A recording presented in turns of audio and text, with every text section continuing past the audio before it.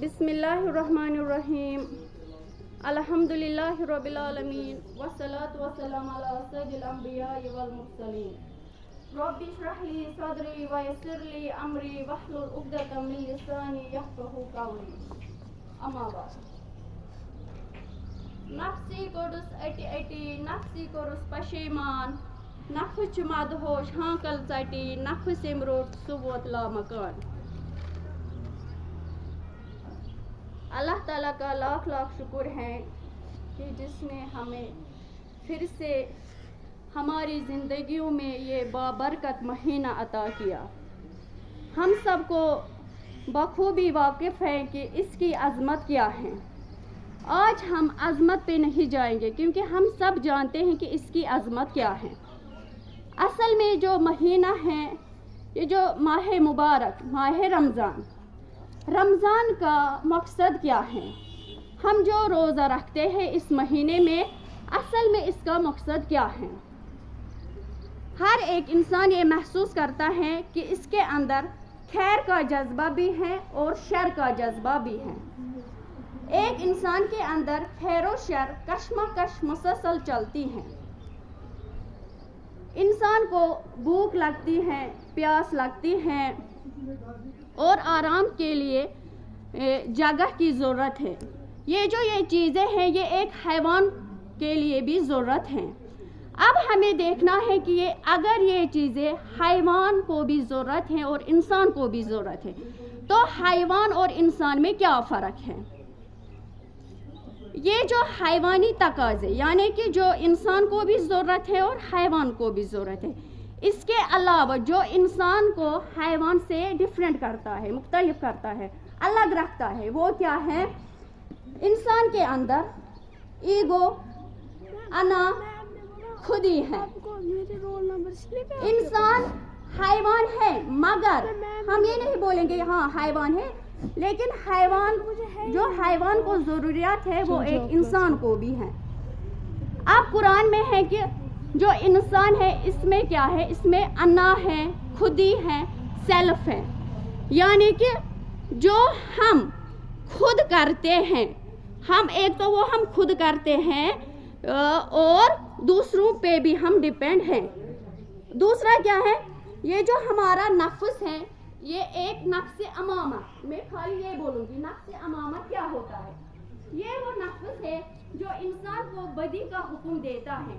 इसलिए जाहिर बात है कि जब हमें भूख लगती है, पेट खाने को मांगता है, लेकिन ये जो हमारा पेट है इसको नहीं पता होता है कि ये मुझे खाना देता है ये हलाल है कि हराम है।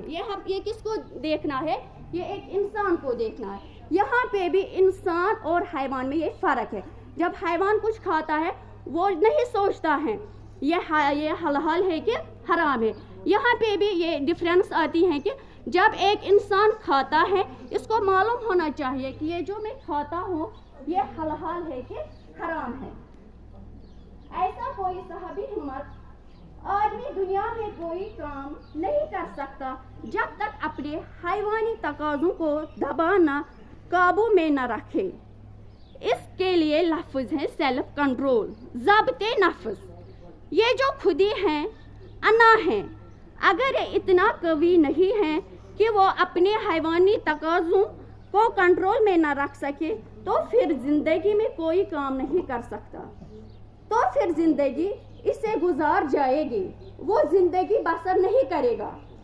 ज़ब्त नफ्स हर सहाबी शख्स हिम्मत और साहिबी इंसान के लाजिम है कि वो अपने नफ्स को कंट्रोल करे। ज़ब्त नफ्स एक मशक है रोज़ा।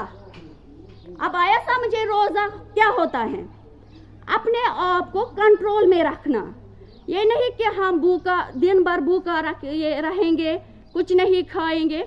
हमें अपने आप को कंट्रोल करना है, भूखा रहना, प्यासा रहना, ताकि हमारी खुदी, हमारी अन्ना, हमारी ईगो, हमारी हैवानी तकाज़ों पर उनके लिए ऊपर पूरी तरीके से काबू याफ्ता हो। अब इसकी मिसाल समझो, जैसे घोड़ा और उस पर सवार। ये जो हमारी खुदी अना ये सवार हैं, اور یہ ہمارا جسم گھوڑا ہے. اب اگر گھوڑا سرکش ہے اور سوار کے قابو میں نہیں ہے تو اس کا مطلب تو یہ ہے کہ اس سوار کی زندگی اس کے رحم و کرم پر ہے، جہاں چاہے لے جائے گا. لیکن اگر سوار طاقتور اور مضبوط ہیں، گھوڑے کے اوپر اس نے قابو پا لیا، لہذا جو گھوڑا ہے وہ حکم مان رہا ہے اپنے سوار کا. یہ جو ہماری خودی، ہماری ایگو، ہماری سیلف ریسپیکٹ، یہ سوار ہیں. اگر یہ خودی طاقتور ہے تو یہ جو حیوان کا جسم ہے یعنی کہ انسان کا جسم، یہ اس کے تابعہ کا ہے. لیکن اسلام نے ہمیں یہ حکم دیا کہ انسان اس کے تابعہ رہے، نہ کہ یہ. جو ہم روزہ رکھتے ہیں یہ ایک ایکسرسائز ہے، یہ ایک پریکٹس ہے. کس کے لیے؟ ضبط نفس یعنی کہ سیلف کنٹرول. اللہ تعالیٰ نے فرض روزے کی ہے ہم پہ. جب انسان کی خودی مضبوط ہو تو انسان کا وجود مضبوط ہوتا ہے. ضبط نفس کے ساتھ اللہ تعالیٰ کی عبادت کرنا تقویٰ کہلاتا ہے.